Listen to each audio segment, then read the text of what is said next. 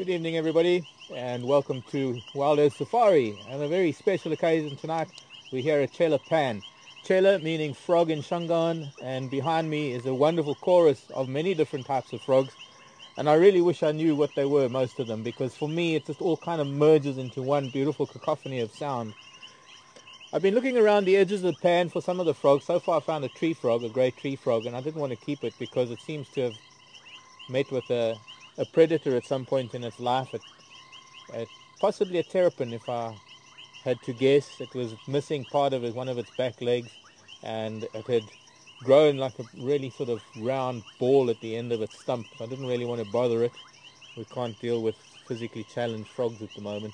But what I have got is I've got a few creatures here in this little glass tub. Now before I get to them and before we get to frogs, I just want to assure people that we have discussed what we're doing tonight with a herpetologist. We have researched what we are doing. I'm wearing hypoallergenic gloves, which means that there's no chance of transferring anything from my skin onto any of the amphibians that I'm hoping to catch this evening. Hoping to catch, big key on that. I've also been in the water with these gloves for the last half an hour. They're quite green from algae and things, so at the moment there's nothing that these gloves or my hands can transfer to any of the frogs or other creatures that we're going to catch. There was a concern by some viewers as well, because we're in a pan and a pond and there are mosquitoes around. In fact, they've been biting me quite a lot. I don't use DEET, I don't use any mosquito repellent. I don't want to transfer anything into the water. In fact, I was thinking of having a shower earlier today and I thought I better not. I'll keep all the dirt and grime on me because it's probably dirtier and grimier in there. This is a pan that has a lot of buffalo activity, has elephant activity. We've seen hyena wallowing in this pan. I wouldn't be surprised if crocodile comes and visits from time to time. So with this chorus behind me, we're going to go and find some frogs. But before I do, I just want to show you some of the things that I have found so far that are inhabitants of this little pond. And one of them is one important little creature. This is a little grey tree frog that is already leaving the water. Let's just try and get, oops, come here child, I wet my fingers.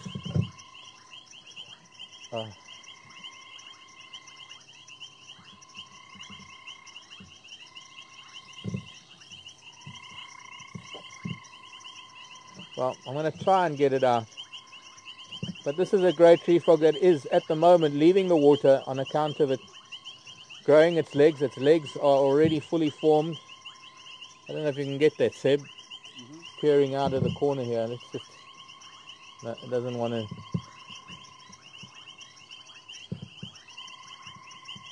There we go.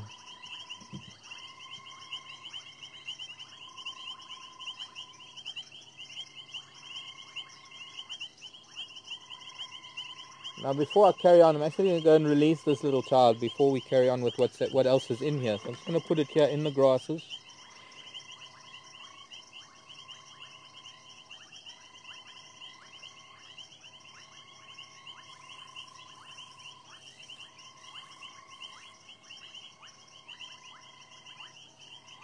There are a number of different frogs calling. There are flay frogs, there are ranas, the grass ranas. There are the very high-pitched calls of reed frogs. There are bubbling casinas. I haven't heard any bullfrogs. There's the quake of some of the ranas too. And it's going to be interesting to see. Is my light on? No. It's going to be interesting to see if we're going to be able to find any. Obviously during the day it's a little bit more difficult to catch any frogs, because during the day they will see you approaching. At least at night we can approach them with a light and hopefully find them. Now, the one thing I wanted to mention was you get two different types of tadpoles, and you get free-range swimming tadpoles, and you get some tadpoles, well, most of the tadpoles, in fact, the majority of frogs, their tadpoles sit either on the bottom or they cling to vegetation in the water, and it's sometimes very, very difficult to identify a frog just by the tadpole. You can sort of work out the family, whether it's a free-range or free-swimming tadpole, like the xenopus, what we call the clawed frog. But on most of the other frogs, sometimes the only way to really identify a tadpole is microscopically to identify the number of ridges of little razor-sharp teeth that they have, which they use to feed on algae or feed on rotting insects, rotting animals that might, or anything carnivorous that might be in the water. And so it's not very easy for me to identify the tadpoles that are swimming here. I'm thinking that they are grey tree frog. These larger ones that I have, I'm thinking are grey tree frog tadpoles. Some of them are already starting to get their back legs. Now what I've also got in here are a couple of different insects. Some of these insects that are swimming around in the center of this bowl are what we call water boatmen and back swimmers. And they're an insect that flies from air, lands in water, it turns upside down, it carries a bubble of water around its body like an aqualung. And it is a parasitic, or rather a carnivorous insectivorous insect. It does prey on things like mosquito larvae and maybe small tadpoles. And I've found already probably about 5 different species of these back swimmers. In the opposite corner is a small dragonfly larva. Let's see if I can turn it around for you. Here it is here. A dragonfly larva that swims using jets of water. At the moment it's just moving around with, there we go, starting to pump its abdomen and swimming with jets of water. At the bottom, a few different tadpoles. I can see one that is distinctly different. But for purposes of this evening, I'm not going to be able to take them out individually and get very close to them. I mean, they need a microscope. They need something, or like a loop, something that has about a 30 times magnification to be able to get closer on them, to be able to see the eye, to be able to see the pupil, whether it is a vertical, horizontal, or round pupil. So I'm going to throw all of these little ones back, and we're going to walk around in the pond. I'm going to hopefully get you something in the next few minutes. I'll put all of these back, and I'll be back at the vehicle shortly.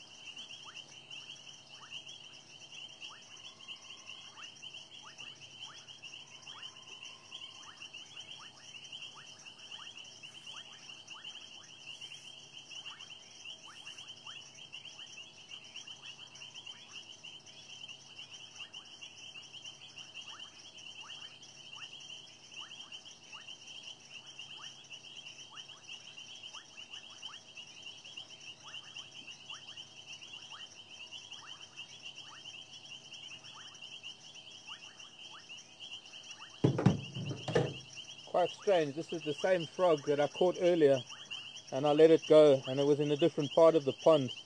You can see that something has bitten the bottom end of its foot off, and it has somehow grown like a little bit of a growth around where the amputation took place. This is a grey tree frog. It's been in the water, probably hydrating. It's been sitting on some of the grasses. And the best way to handle frogs is to let them have the opportunity to jump away. I don't want to restrain it in any way. It is a different color to how we normally see the grey tree frog. Normally when it is in a tree, it is camouflage. It turns color of the bark. And when it has stopped mating and it's stopped its breeding, and it is just merely passing time, they go very, very pale. They become very white. Okay, well, it's gone away.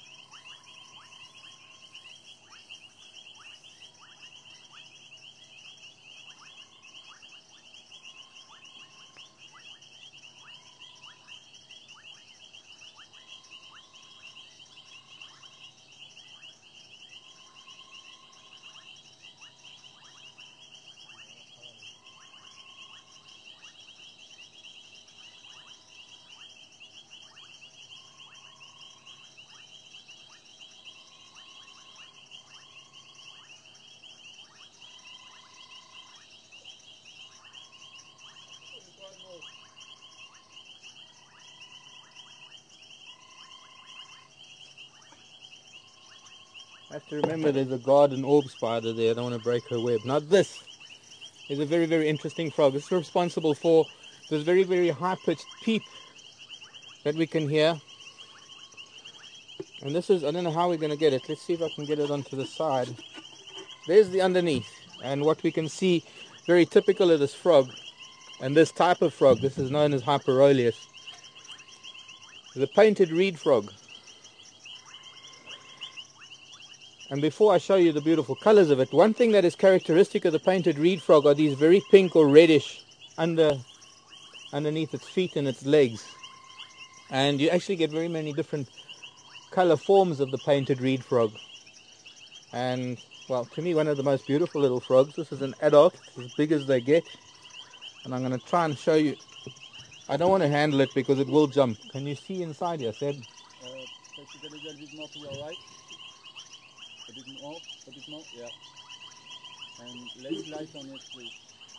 No, it was fine where you were, Marc. Turn it a little bit more to your right. Yeah, perfect. Yeah, that's awesome. Many different painted reed frog, well, many different forms, color forms of the painted reed frog. Relation or a relative of the grey tree frog, it has a very similar feet structure or toe structure that allows it to climb up reeds and climb up leaves. As you can see how it's sticking to this plastic. Not many frogs are able to do that. Very pretty little child. This was a male. I actually saw his throat sacs extended as he was calling, and it was how I managed to find him. I was just trying to follow the call. Now, it's not very easy to follow the call of frogs because some of them are ventriloquial, and sometimes the only way to really find a frog is to hone in on the sound with two spotlights, two people from different angles pointing at the frog where they think the frog is calling from, and to be able to triangulate and be able to maybe find the frog that way.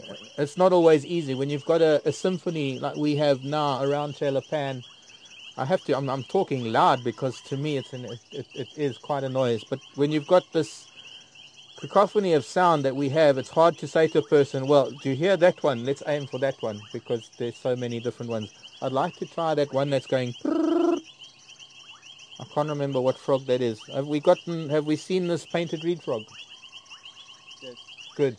Because now I'm going to see what else I can find. I'm pointing my head at the light, my headlamp.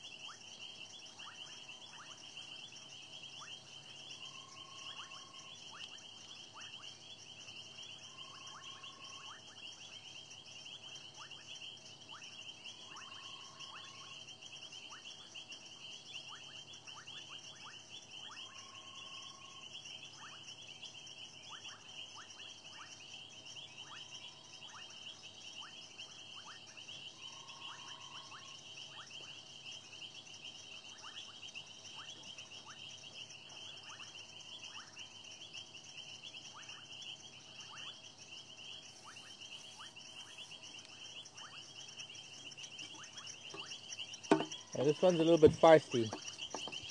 He's a lot more active than the previous frog, but I just wanted to show you, this is a different painted reed frog, and I just wanted to show you, it's the same species, it's just a different color figure or striping pattern. Now, if I can just get it to stay still, doesn't really like humans. The other one was a lot more accommodating. So let's see if we can get him to stay still. Beautiful yellows, oranges, black. Okay, there. How's that, Seb? Yes, that's good. I didn't try and compare this one with the previous one. This one's got some beautiful orange spots underneath its throat. A very attractive little frog.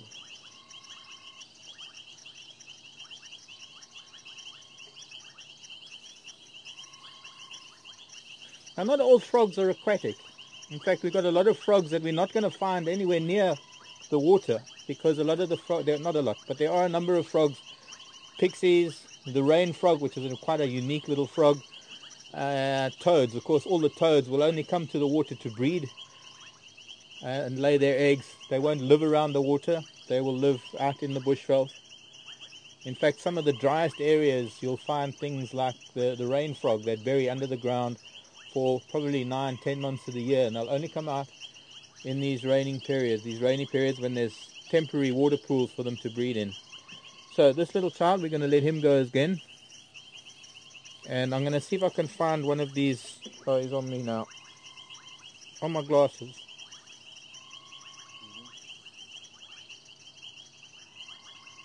So I'm going to move back to the water and hopefully he'll... no good, on the car. There we go.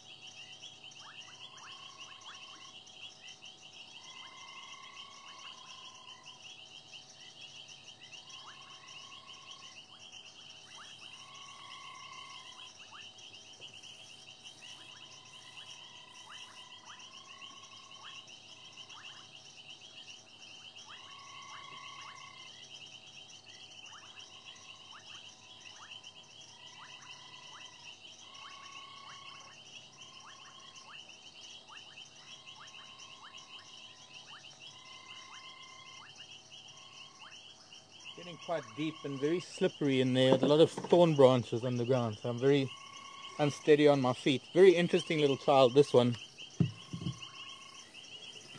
Now this is related to the arum lily frog. I'm not too sure what it is. Who knows? Could even be a new species. This is an adult. Now you've got to remember that when a frog has finished its metamorphosis, it does become an adult. It will grow a little bit more as an adult, especially the likes of tadpoles and rather toads, and the great tree frog that I showed you earlier as a youngster. It will grow some more. But this is an adult frog, and it is about as big as the tip of my baby finger, my pinky. I don't know if you can see it through the water. Can you? No, you can't. Let me just see. If we look at it from this side, you can see it doesn't have the pink and red of the reed frog. It's much smaller. It's about a quarter of the size of the painted reed frog. What I can maybe try and do is, but very similar to what I know as the arum lily frog. And this little child is, it's just too gorgeous.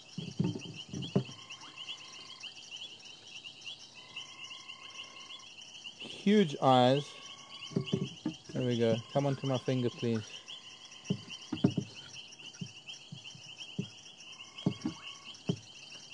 No, see, it doesn't. I don't think they like the latex of these rubber gloves. We've got a couple of hyena around us at the moment, by the way. Alright, there. Maybe it'll stay there. Seb, can you get it? I got it. This is one of the most beautiful little frogs. In fact, I wish I had my camera here because I would love to take a photograph of it. Don't jump, child. Whatever you do, don't jump. It's got green rings around its eyes. Now, I have to be honest. I know that it is probably related to the reed frogs and the arum lily frog. And a while ago, I had one, a treehouse dam. Where did it go now? Looked away for a second. Pardon? It jumped either on you or on the ground. Okay, I already had one jumping on me. It was on my neck. I'm gonna have to be careful wherever it is. This is the one thing that I didn't want to happen, but you can't restrain. For a frog that small, there's no ways that you can restrain it. And I can only hope that it's somewhere safe now. But, where was I? Has the same sort of suckered feet as the reed frogs and the tree frog. So it is related, and I'm hoping that we can find some sort of answer as to who it is. It might be on me, in which case it'll jump off when I go in the water next.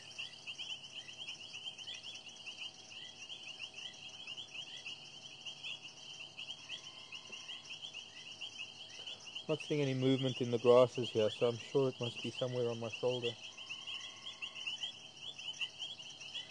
Okay, I'm going to go and look for one more. I'm going to see if I can find this one that's purring, and then we'll have to call it a night.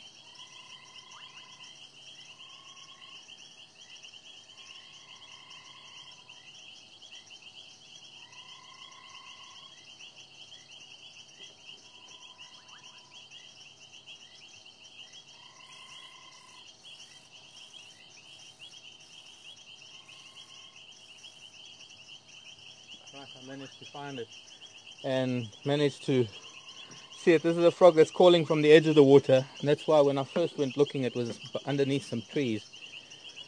This is closely related. It must be a casina. This one is only a recent adult, and I'm starting to think that some of those larger tadpoles that I thought might have been the great tree frog had a very dark tail to them.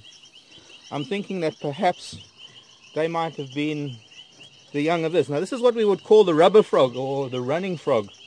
This is a frog that doesn't, come child, this is a frog that doesn't hop. It has legs of equal size. It is a really beautiful frog. It doesn't have very large jumping legs. It's got these beautiful pink lines on it.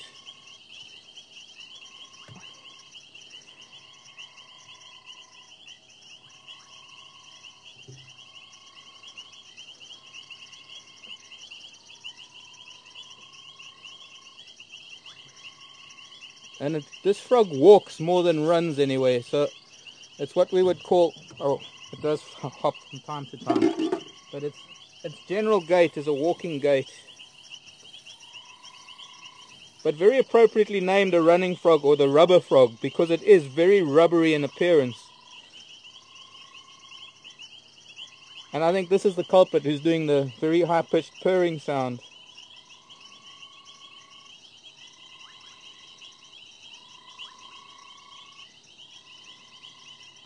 Can you see him all right? Yes.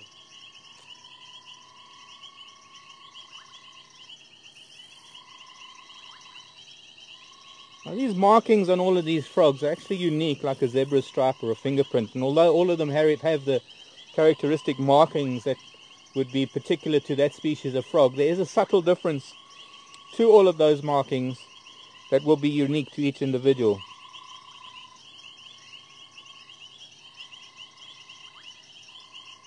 Beautiful little frog, probably the loveliest frog that we've caught this evening. And I'm going to put him back.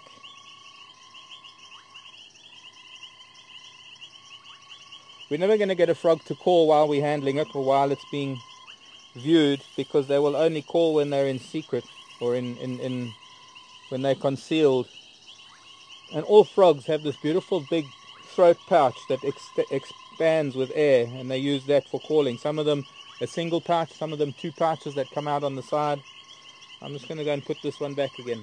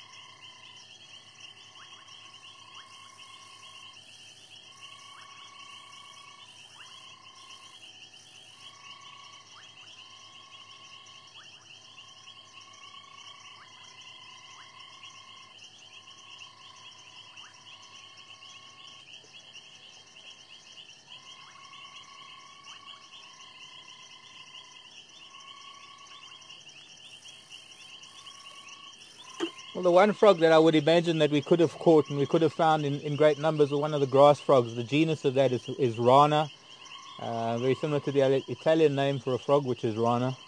Similar, it's the same thing. But that is your very typical triangular shaped frog with very large jumping legs, and they jump very far. They're excellent jumpers, and they have been jumping away from me as I've been moving through the grasses, so it's very difficult to catch those. The frogs that I've been finding this evening, obviously a lot easier to handle or easier to find, are the likes of the reed frogs and the tree frog and these little rubber frogs or running frogs. And I'm hoping that in some future date, soon, we will be able to maybe visit another pan or come back here to Chelapan and maybe find something else, find another species that we haven't seen tonight. So I hope you've enjoyed. I certainly have. And, well, didn't find any leeches. I didn't find too much mosquito larvae. I think on account of a lot of the insects that live here, they keep the insect population down. still a very interesting exercise, and I hope you've enjoyed it. So from me, Mark, and Seb behind the camera, we've got Herman, Pat and Craig here with me, all of us here at WildEarth Safari. We hope you have a wonderful evening, a wonderful day. We'll see you tomorrow morning. From all of us, bye-bye.